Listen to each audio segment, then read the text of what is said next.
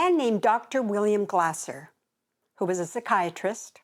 He's no longer, unfortunately, with us, but he made the very bold statement, all behavior is purposeful. And for many people, that is almost shocking, especially when you think of behaviors like anxiety or depression that we don't want. How could they be purposeful? But he was adamant, and it opened up a wonderful area of discovery for me as I learned how he meant that statement of all behaviors purposeful. Because it doesn't seem obvious. Many people believe things like depression are chemically based, that there's something wrong in the brain and we don't have the right mix of chemicals to give us feeling, that up feeling and so on. But Dr. Glasser was a very firm believer that how we were thinking, how successfully we were living, was correlated directly to the chemicals that are flowing through our body. And that directly connects to how we're feeling. And so he actually went so far as to offer that we could put ing on the end of a behavior. So he would say, you are depressing. Because what he wanted to emphasize was the self-responsibility.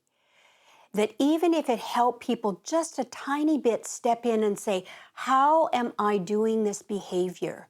And what could it serve? That it could open the door to some answers for people. And it's interesting when I think about saying that to myself, how am I making myself miserable or depressing or whatever? It does bring me back to myself. And what am I thinking and what am I feeling that's related to it? And so I want to talk about the 4 components of behavior that he identified, because these have been so incredibly helpful for clients that I've worked with to really understand that we can have action behaviors, we can have thinking behaviors. For example, imagining, creating, worrying, fussing, all kinds of thinking behaviors. We can have feeling behaviors like sadness, like happiness, like feeling scared or worried. And we have physiology, where we could be stomach aching, back aching, variety of things. And so these 4 categories of behaviors also work together. So let me give you an example. If you think of a miserable thought, that's going to automatically create the feelings that go with it. And your body is going to respond. And then you're going to show up doing actions that match feeling miserable. So Dr. Glasser had a wonderful metaphor to help us understand how these components actually work. And he used the metaphor of a car, and specifically the wheels of a car. And so a car has 4 wheels, typically, and the front wheels, Dr. Glasser said, are the action component and the thinking component. And the back wheels are feeling and physiology, our body. And the point that's so beautiful is that these 4 components work in unison, just like the way the car's wheels do. If the front wheels go to the right, so do the back wheels, they follow. So we have real power with this concept of understanding behavior. Now, I started with all behavior is purposeful, and I want to link this to a really touching example that I experienced. My husband and I and our son Tim were on a holiday in Australia. And it was the end of the holiday, the last evening, we were walking on the beach, and suddenly Timothy says, "Mommy, my tummy doesn't feel good." And I'm still in holiday mode, and I'm thinking, well, what do you mean? Like, what kind of not good? And he says, I don't know, it just doesn't feel good. And I said, are you going to throw up? And he said, no. I said, do you have pain? He said, no. And finally, my brain clicked in, and I said, Tim, what are you thinking? And out poured the story of he's thinking about grade 2. And I said, why grade 2? And he said, well, do you remember that boy who had these little cars and I brought them home and suddenly he's talking really fast and the whole story is pouring out about how the boy took these little cars to school and everybody had a turn to play with them except him.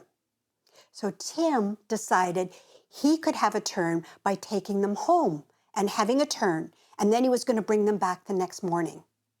Well, as luck would have it, the next morning he didn't bring them back. And the boy declared to the teacher and the whole class that his cars had been stolen.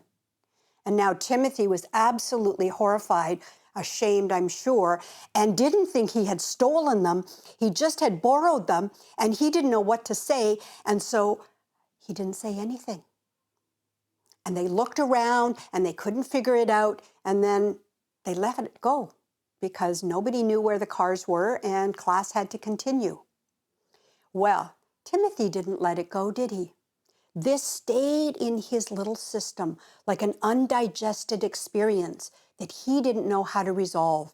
And suddenly, here on this beach, he's remembering in order to do something about it. He doesn't have closure. And so then we were able to talk about, what do you need to do? And so this is a great example. All behavior, the physiology of an upset tummy alerted us as parents, there's something that needs to happen here. We need to help him figure out how to move forward. And so all behavior is purposeful is a powerful way to look at what's going on, even if it feels kind of confrontational, like, are you blaming me? No, that's not the point of it. There's no blame, there's no guilt, there's no shame. It's saying, here's an invitation to look at. Where could my thinking or my actions or my feelings be contributing to a problem? And this can show up, the problem can be physical. We know a lot about the connection between physical symptoms and the emotional components. We've known it for a long time. And there's diseases like autoimmune diseases that we really feel there's a significant component of psychological distress, that something is not working for a person. And so I think for every person to know how behavior works, the components, how they work together, it gives us an opportunity to intervene in our own lives and be more effective in meeting our needs. So in the beginning, I talked about behaviors like depression being actually a verb, depressing, or anxiety as a verb, we're doing anxiety. And how could that be purposeful? Well, this has been one of the most amazing things when I worked with clients, to realize if I thought of depression as depressing, like suppressing, then the question opens up, what am I suppressing? Or what is the client suppressing? And most often the answer is we're suppressing feelings that we're not comfortable with.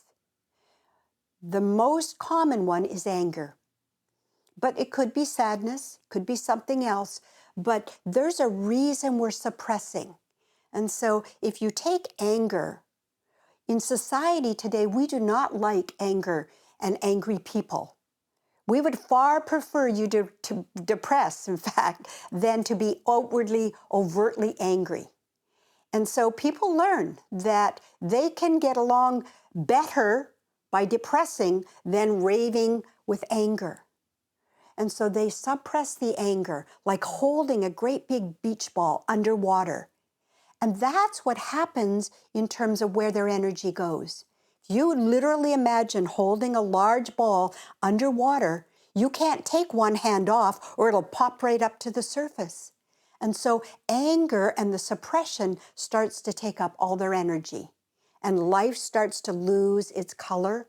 They start to pull in because really they're focusing on managing something at a deep level, which is, I need to keep this anger under control.